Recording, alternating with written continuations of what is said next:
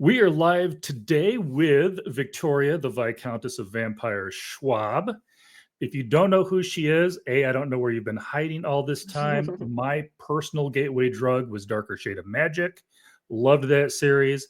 Got myself into Villains, which is hiding up here in the corner there. That one I liked even more. And if you don't know The Invisible Life of Addie LaRue, again, you've been living under a rock. My daughter has every edition of that book that has ever come out. We flew out to Ann Arbor when you were there, even though it wasn't a meet and greet, just because we wanted to see you there. And we didn't know if you'd get that close again. Yeah.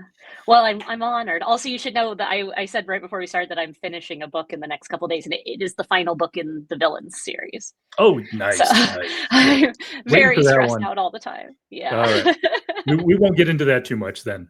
No. One question I ask every author, and basically this is just a fun way to ask what got you into writing. What is your super villain origin story? Oh, I mean, I have several.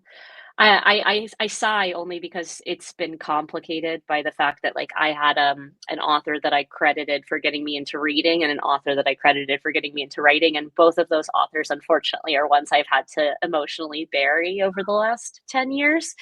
So it's hard because you don't want to retcon your own journey, but you want to acknowledge the weight that words had and not pretend, maybe not like the weight that those authors had. So what I'll say is that I actually wasn't a big reader. I was an athlete, and when I was 11, my mom's friend called her and said, "Hey, there's a lady in this bookstore and she's signing her first book ever, and it seems like it's for kids your daughter's age. Do you want me to get you a copy?" And what arrived a week later was a signed copy of the first Harry Potter. And I think I'm 37, anyone who's around my age, probably those books are important. And I don't want to talk about JK, obviously, but what I do want to say is this, because this actually applies to any book that could have stood in that moment, which is that the reason it's important to me, the reason it's so crucial to my origin story, is that it is the first time that I was reading and that I forgot I was reading. It was the first time that I stopped seeing words on paper and started seeing a film play in my head. And the power that that had over me was not just transportative in the moment. I remember vividly thinking, I want to make that happen to other people. I want to have this power to like play a film in your mind using language. And I was intoxicated by the concept of being able to do that, regardless of what the actual story was. Like, can I take a written text and cause a mass hallucination? That was my 11-year-old idea. And it has really kind of informed everything that's ever happened since then, which is just like, I want to write something vivid enough that not only do the details play in your head, but that I can almost dictate the color palette, the score, the entire experience just by using words. No, that's perfect. And I think, I mean, we all get it. There's a few authors that maybe we've had to cut ties with over the years, but that doesn't change the effect they had on you at the time that you read them. So totally get that. For anybody who's curious, especially for the aspiring writers out there, as a writer, what does a day in the life of V. Schwab look like?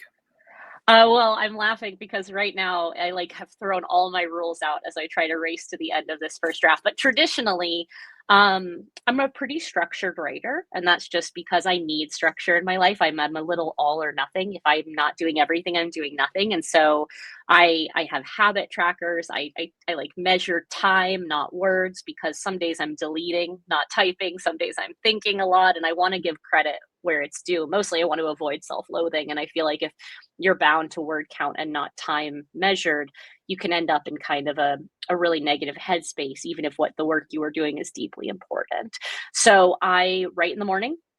If I don't start writing in the morning, I am not going to start writing in the afternoon. I live in Scotland, which gives me about a 5-hour head start on American publishing, which I really make use of in the morning. And then as I get into kind of the early and late afternoon admin stuff takes over, we're doing a podcast. I answer my emails or I avoid them. But I usually only write 2 hours a day. That's my perfect threshold.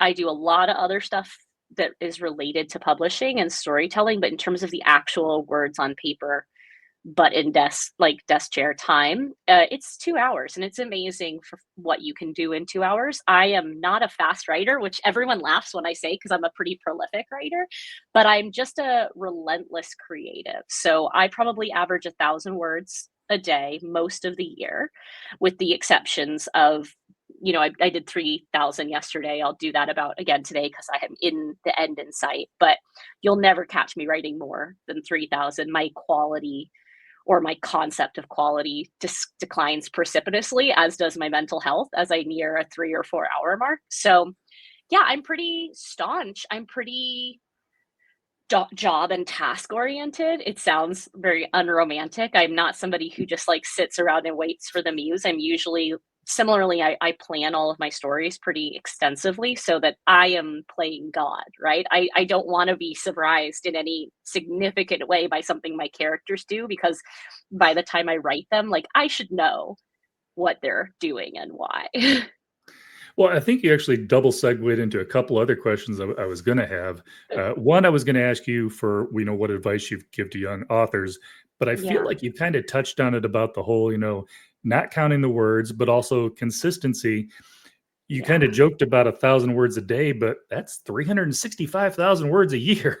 Or It does. And I probably yeah, write it adds up. about 300 days a year. Yeah. So, that obviously some of the time gets given over to revising. I revise just as long, if not longer, than I usually draft. My outlining process is almost a year. So I have a kind of constant rotation where I'm planning something, writing something, and then usually revising something. And so it's a continuous workflow. But I feel a lot better when I call it the difference between like creative bloodletting and bleeding out. I just want to get creative bloodletting every day, right? I want to skim that pressure off the top. But I also want to sustain myself so that I can write every day. If I were to write 5,000 words in a go, it's not that I can't do it. It's that it's going to borrow from the next day's energy.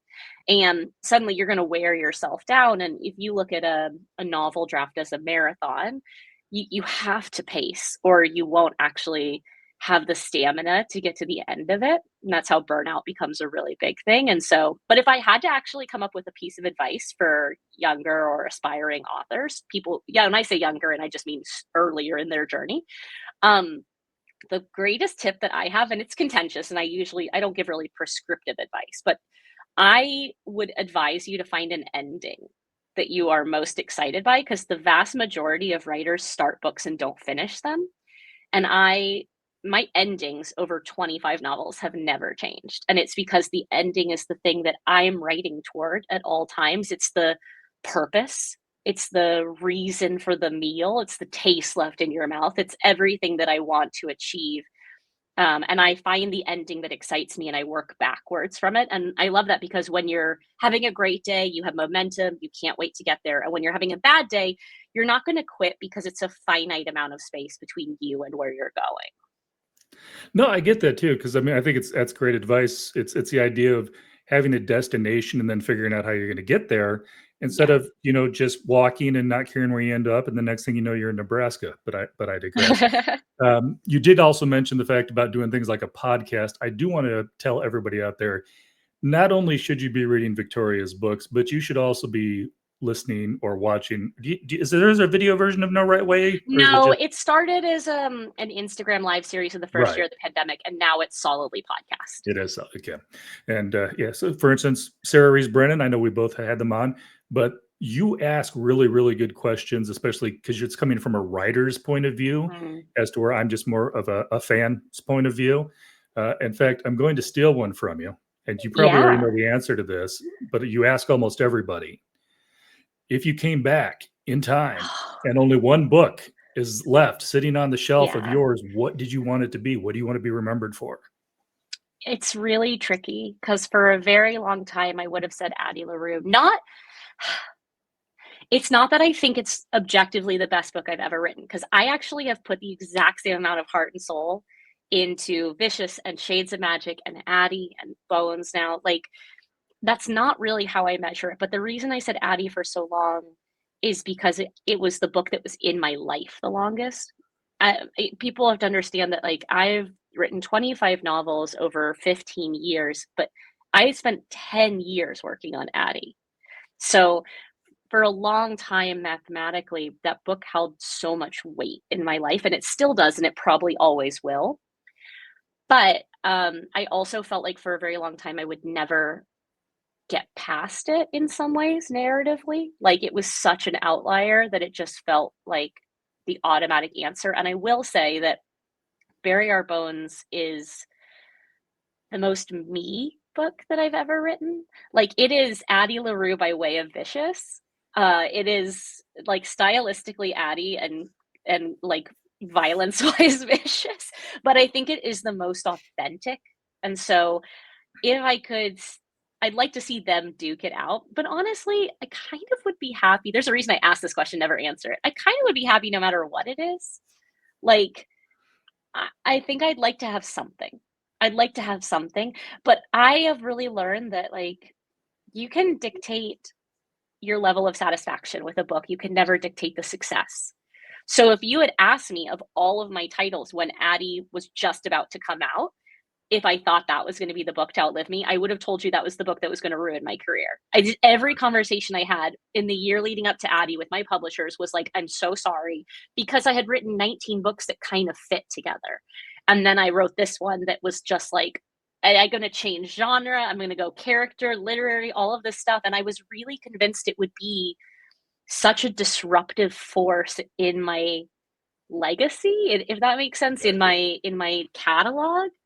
So I've learned that I just don't trust myself. I just don't know. I don't know. I think 30 years from now, Vicious could be the biggest. You just don't know. No, and I get that, but I also get because Addie was such a, let's face it, darker shade of magic, fantasy genre. Yeah. Fantasy readers love that. Vicious was its own thing, maybe more Yeah. sci-fi superhero. There's a group that love that. I feel like Addie was more encompassing. It was Yeah. open to a lot more, and I could also see why you would be, not to get off topic, but I could also see as like, is this the book that every other book's going to be compared to now? Yeah. Um, However, getting to, and I got the arc, so thank you for Oh that. I did God. not get to, well, I'm saying I don't have the physical one in front of me, so I wanted to pop that up there real quick. Bury Our Bones in the Midnight Soil. Yeah. I remember thinking to myself, it's like, what if Jay Kristoff and Jane Austen got together and decided to write a book?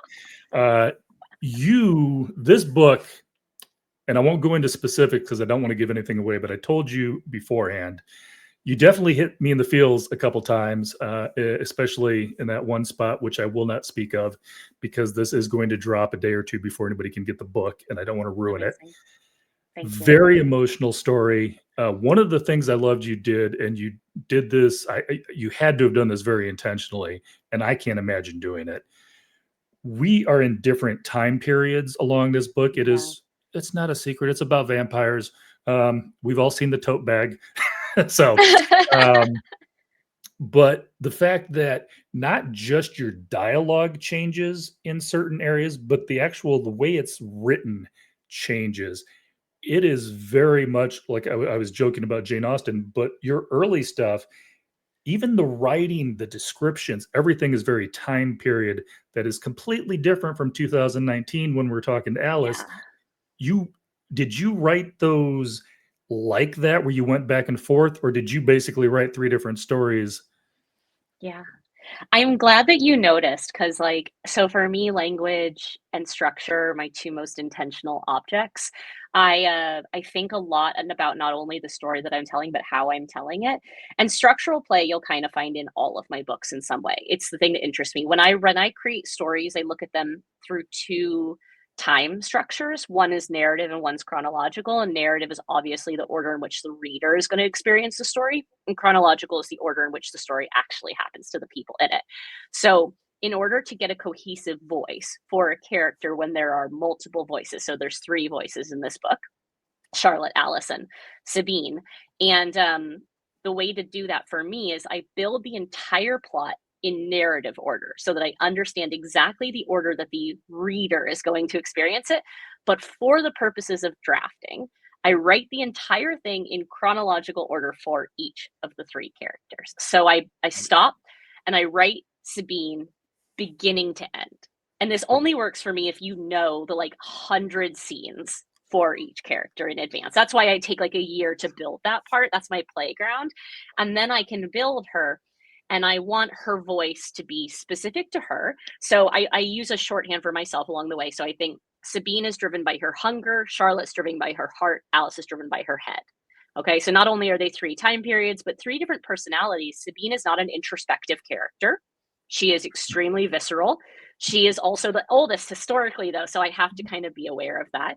Charlotte is from a Bridgerton era, England, a totally different style, and she's extremely empathetic and emotional. And then Alice is our modern day heroine who has severe ADHD, as evidenced by the structure of her storytelling, which just derails itself continuously and has a lot of self interruption, but also a lot of modernity. And so I build them, and then I wrote them essentially as 3 novellas worth of content, 3 novellas, one told by each woman, and then I braid them back together into the order that you read them.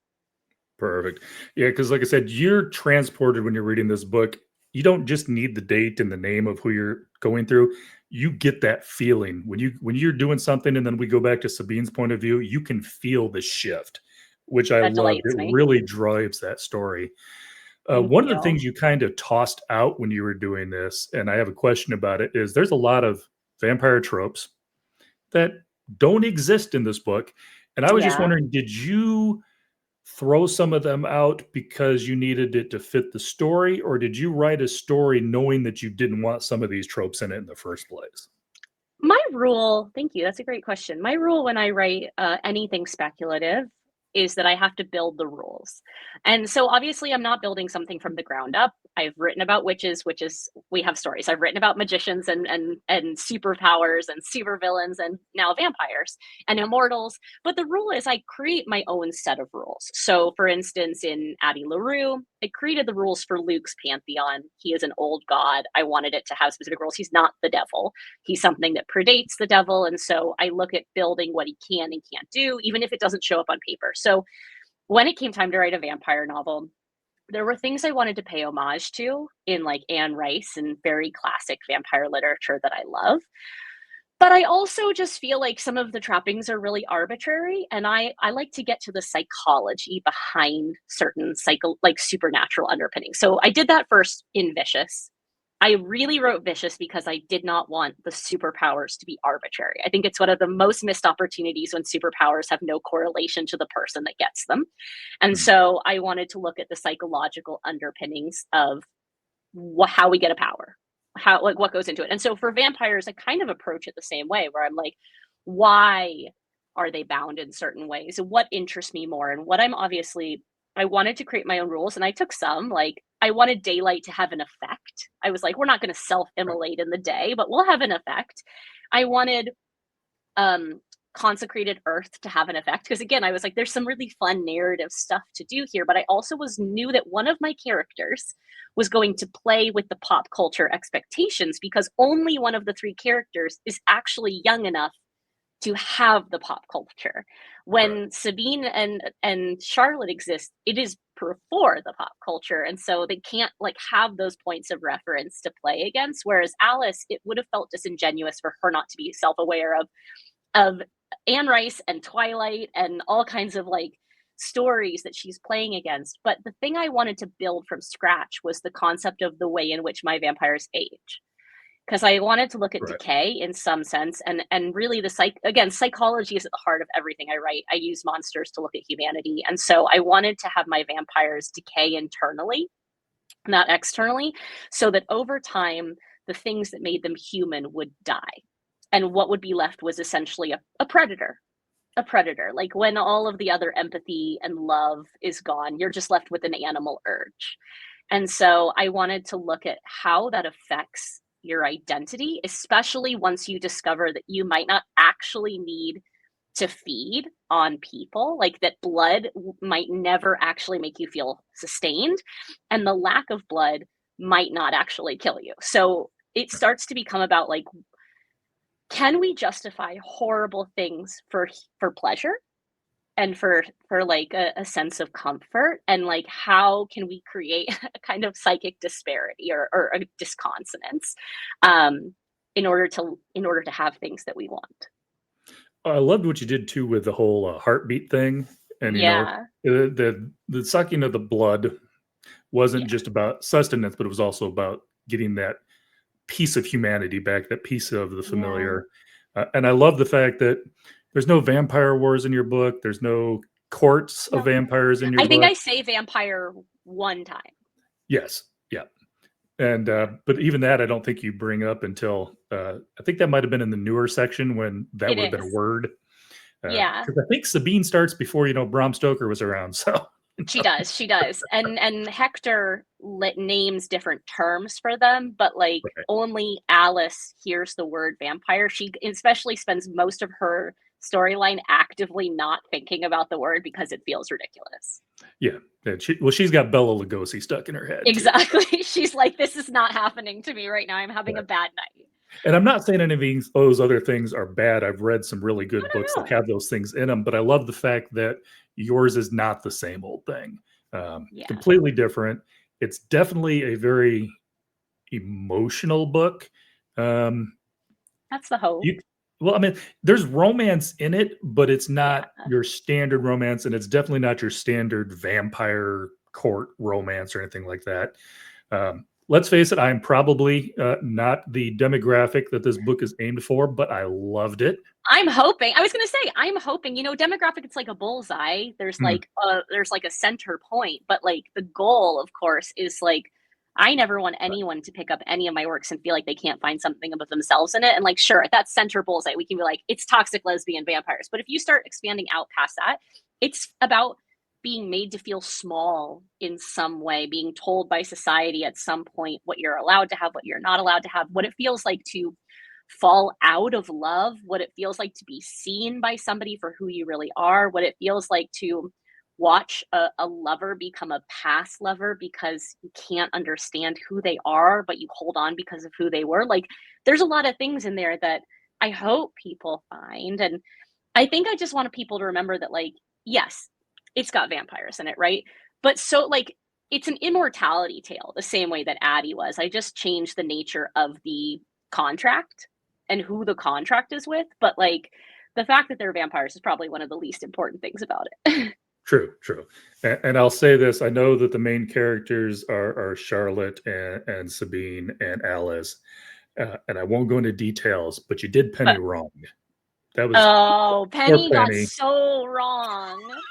Penny, it was pretty harsh for Penny, but I'll tell you, there's just some I think Jada gets a pretty rough rap as Yeah. well, but Penny but to be fair, there's like this is a book about collateral damage. Like, I was largely inspired by reading and watching things like Interview with the Vampire and thinking about the collateral damage left by Mhm. these like sweeping, epic, supernatural romances, and we just like never talk about all of the people. It makes me think of like in the Marvel era when they started talking about like the people that had to clean up after the superheroes, like the whole subplot lines about like you ruined the city, like thousands are dead, like we like the up here never think about it.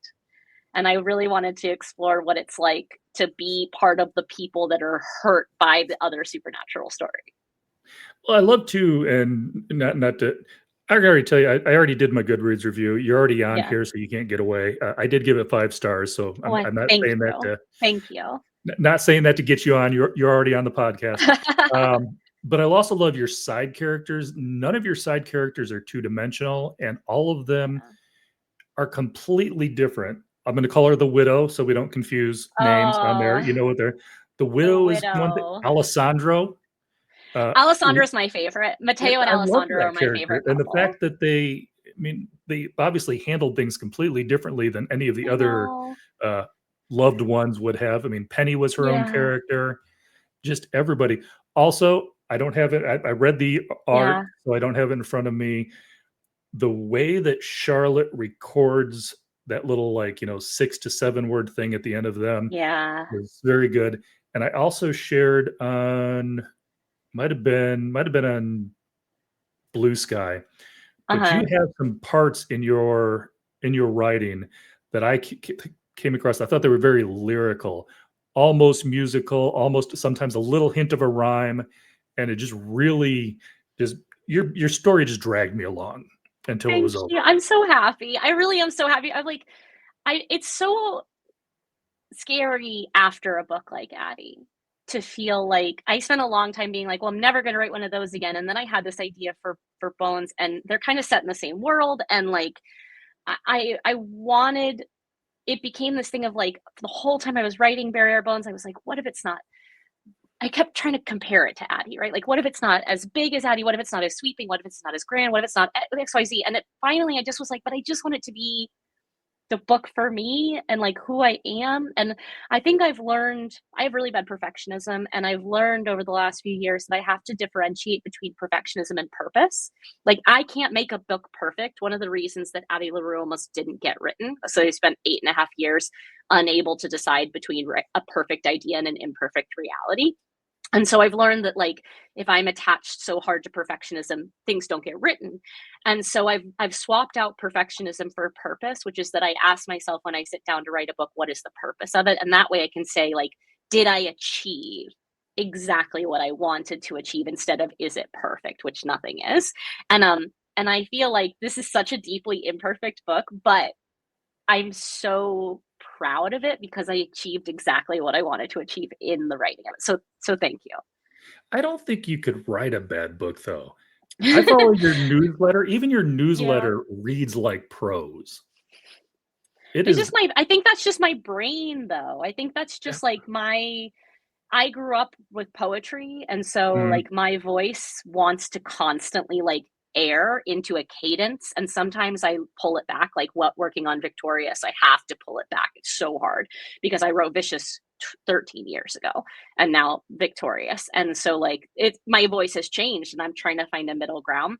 But my most natural voice has a little bit of like a meter to it, so I think that's one of the reasons I loved writing Bones so much was I felt like I didn't have to cut myself off in that way. I right. could just let something have a meter. I'm waiting for your first book in iambic pentameter. I can see it coming. That's all there is to it. There was a Uh, moment when I actually like when I was first started working on Bones, I wanted it to feel like an epic poem that I had just shifted into prose. gotcha. There is one that was like just the way that you wrote it, and there was like I would think it was one of the dances, and Uh-huh. just even the way that you wrote that sentence when you're describing everything that's going on, everything had like a like those at least what do they call like a what there's a word for like feminine rhyme or something like that where something rhymes but Uh-huh. it's not like time and rhyme. It's like Oh you know yeah. it's like it There's like rhyme ishes, yeah, it's but like an like I said, it internal was or a slant rhyme. if you read it just right, you just kind of lyrically went through that whole thing, and it was just gorgeous. Um, Oh, thank but you. yeah, I and just and and truly I I love like it means the world. I love the was it what do you call him, the Muppet? Your dog there? Oh yeah, the Muppet. Yeah, he's it's. I would subscribe to your newsletter just for that, but I always do love catching up on what you're You should doing. know that that dog hates me. Like, we've been together for 5 years. That dog would leave me in a burning building. Like, I love that dog, and, like, we are bound together, but that dog was found wandering the woods of Transylvania when she was 3, 4 months old and has never forgiven the people that caught her and, by extension, me for rescuing her. And I once wiped out in my living room just to see what would happen. I stayed down. I didn't wipe out on purpose. I wiped out on accident, so I stayed down on purpose. And she was in the room and she got up, carved a wide berth around my body and left the room. So that dog sucks, but I love her. Like I love Well, that dog so much. you said she was found in Transylvania. Maybe now that you've written Bones, I know. maybe they'll forgive you. It's like you She'll found the never vampire forgive story. me. She's just a 75-pound house cat that just we like coexist, but every time I think of her as a dog, I'm disappointed. Gotcha. Yeah, my daughter's dog got up to about he was 60, 65 pounds at one point. He's Yeah. a oh, yeah. I have shoulder tear from playing fetch with that stupid dog or tug of war with that Oh. stupid dog. It's so Oh my big. god. All right. Why we I love know that them. you are ridiculously busy. So let me get into some more things. Is Yeah. there we talked about the ending a little bit. I mentioned it, the fact that, it's very much hit me in the feels. Is there anything that you want to talk about the book? Because I'm trying to avoid spoilers that we haven't brought Sure. up yet. There is an Addie LaRue cameo, I so missed. it's in the list of that Charlotte keeps.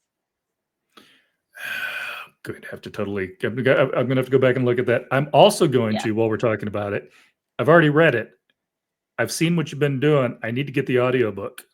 Oh, absolutely. Because I mean, this was one of the things I was most excited about being so specific about how I wrote each woman was then knowing that we were going to cast separate voice actors for each one.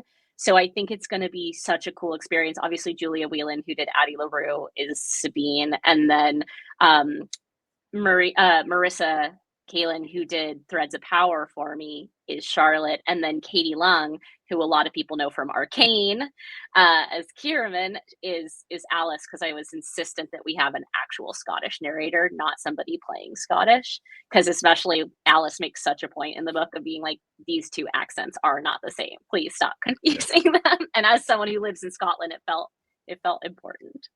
Couldn't get Mike Myers to do that role, huh? Okay, I see. Another day, another Uh, book, all another right. book. So, to not take up too much of your time, I do always end with 4 questions. I just want to follow up Sure. on here real quick. I ask these of everybody. Is there a skill, hobby, or accomplishment that you have that you wish more people know about so you could talk about something besides books once in a while? Oh my goodness. I mean, like if anxiety was an Olympic sport, I'd medal. Like this is the thing. I'm such a neurotic, anxious person. Um, No, I think, like, I don't have anything that I like to, like, talk about. I'm play violin and I'm really terrible at it on purpose so that I have something in my life that I don't have to be good at. I was a competitive fencer for 8 years, Oh, and nice. so but, like, I don't do it anymore.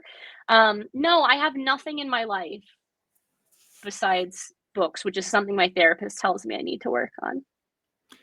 Which kind of brings up a side note, something I was thinking about. Uh, the moment, obviously, I love your books. The moment I fell Yeah, in love with Victoria Schwab, platonically, in case my yeah. wife sees this, as a person, I can't remember where you posted, but you talked about something about you just realized that you'd been on a plane with Ian uh, Oh, Summerholder. Somerhalder for like 2 hours and hadn't realized it. Yeah, And just the fact that yeah. some of the stuff that you post is just so down to earth, so one of us, for lack of a better term, that I love you as a I person. You're out. mean, well, thank you. Also, like, I am really great at being oblivious to really obvious things. I'm also like borderline face blind. So, like, it's so bad. Like, if I meet anybody in public, if I have, like, if they're not wearing a name tag at all times, like, I've had family members come up to me at events, and because I'm in a, like, survive this event, white knuckle it mode, I'm like, oh, so nice to meet you. And they're like, I'm literally your cousin. And I'm like, well, you're out of context right now, aren't you? Like, You're not at the reunion. Quit trying to mess you're me not up. where you should be. You're not where you Oh should be. my goodness. That's a you problem.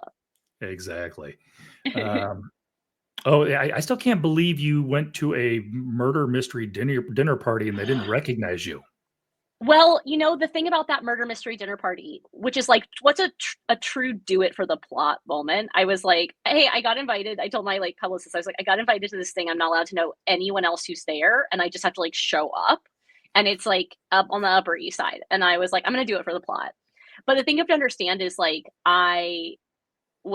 there was another writer there, but she was a cookbook author. But everyone else was like a tech billionaire, so I wasn't gonna they weren't gonna recognize me. I wasn't gonna recognize them. Like it was fine. In fact, but once at the end of the dinner, you got to identify yourself, and it was deeply satisfying because 3 of the people at the table had read Addie LaRue, and they just didn't like know who I was. And that's actually kind of my favorite thing about being an author is like I can be stealth most of the time, especially because like my bangs are pulled back right now. I have been writing for 6 hours. Like Hmm. I'm gonna go to the store, not a single person is gonna know who I am. Let's say it's probably one of those out of context things too. I say, I've been watching you long enough. I would hope I would recognize you. But if I Yeah, ran into you at the grocery store, I'd be like, no, that's not probably her. not. I also change my glasses like so frequently, and I have Uh, like these are my granny. These are actually my like nanny librarian glasses, which are my new. I'm like giving into my crone status at this point in my life, but I think it would really depend on what glasses I was wearing. yeah, I just turned 54. Don't give me that crone stuff. You are not Oh, old it's enough to an be a existential. crone. No, age is an existential problem. Age is an existential one, and I've been doing this since I was 19, so I am so tired. All right. Now, it may be nothing because I know you're finishing up a book, but what are you reading Yeah. right now or what have you read lately? Ooh, so when I'm in like a deep fiction trench with something that feels this precarious, because vicious books are like a very like I wrote 8 250-word scenes today, so everything's a bit fractious. I tend to go for nonfiction. So I'm currently finishing up Careless People, the expose on Facebook Oh, that is phenomenal that the author has not been allowed to promote because she got a gag order from Facebook. But the book is excellent. It's called Careless People. And then I have like 9 books out from the library. I'm so behind on everything. I have like every arc. The arc that I'll probably read the moment I'm done is King of Ashes by S.A. Cosby. I'm a huge S.A. okay. Cosby fan, and his new one comes out in June. It's supposed to be like a Black Godfather in the American South, and I'm very, very excited. Yeah. There's something so fun about reading arcs too. My last one I was The feel I Devil feel very by spoiled. Oh yeah, Abercrombie. I've got the devils on my shelf too. Oh, a lot of cussing, but a great sense of humor. That's all I'm going to say about Yeah, that. He yeah, was hilarious. All right, kind of good. We already kind of talked about this one about something that we hadn't talked about that you wanted to talk about. So I'm going to yeah. finish up with my last one. Okay, I ask this of every author. I have nothing against buying books online if you have to, but I love sure. my brick and mortars. Shout out to a brick and mortar that you'd like to promote. So my local in Edinburgh is called Portobello Bookshop, Yep. and they are the only place that I keep signed stock year round of all of my titles. And mostly because they're 3 blocks from my house, and I pop in twice a year and I sign for them. But they also ship internationally, which is really really cool. In the states, there are too many to count. I try and feature independent bookstores on each and every tour, in addition to a few of the big box ones, just to keep everyone happy. But on this upcoming tour for Bury Our Bones, there's a ton of indie books that I'm really, really excited about. So, but yeah, my local Portobello Bookshop is my tried and true. They're just incredible, and also everyone should come to Edinburgh and visit Portobello Books because it's a really special place. Well, Scotland is on our list. We just did Ireland last year. Scotland's going to have to. We're going to have to Yeah, wait. Got to save up some money for our Y- next big flight. sure, Um, sure, sure. yeah, but actually, I did watch you on Portobello hosted an Oh interview with you one time. Saw yeah, that. That was cool. on CBS Saturday mornings. Gotcha. And I'm going to throw Kristen under the bus a little bit. Kristen. Yeah, Anyhow, just for yeah. fun. You'd had one posted, and there was like a TBR for the Midwest. It hadn't been named yet, to be named Yeah. on your tour thing. And I'm like, Omaha's in the Midwest. She's like, Ugh. Fred, that should be St. Louis. They hadn't filled it in yet. So, I although am it's not trying too far so away. hard. I like Omaha's been on the short list now for several years, and it's so hard because I keep trying to make my tours longer, and everyone who works with me is like, I get like 12 stops into tour and I just want to die a little bit. And so they keep trying to make my No. tours shorter for my own self-care. And I keep trying to be like, but I don't ever want to disappoint anyone. And so I Done. swear I'm going to get to Omaha. If you don't get it, that is like I said, we saw you out in Ann Arbor. We did make the I trip. We might know. go to St. Louis. I don't know yet. That's not too I far was just saying away. it's going to be a lot of fun. But But yeah, I'm like I'm very aware of it. And it's always so frustrating because like I would happily tour for an entire year and get to meet everybody and I would get no books written. And then that would be and really then bad for me. everybody would be upset that you weren't writing. You can't win. I Exactly. get it. There's no I winning. There's no winning. And I'm also just one small girl who really has terrible anxiety and has to like have a whiskey to like decompress immediately after an event. gotcha. Well, hopefully our conversation doesn't cause you to have two, No, because no, I know no. you've got some writing to do. But I Yeah. appreciate you coming on. I know I've been bugging you for a while. Glad I No, I'm finally so got to talk glad. to you. And again, everybody, get the book. It's coming out. Yep. Like I said, I'm June not 10th. posting this until right before it comes up. So by the time you see this, it'll be coming out Tuesday. But that'll be Oh June God. 10th.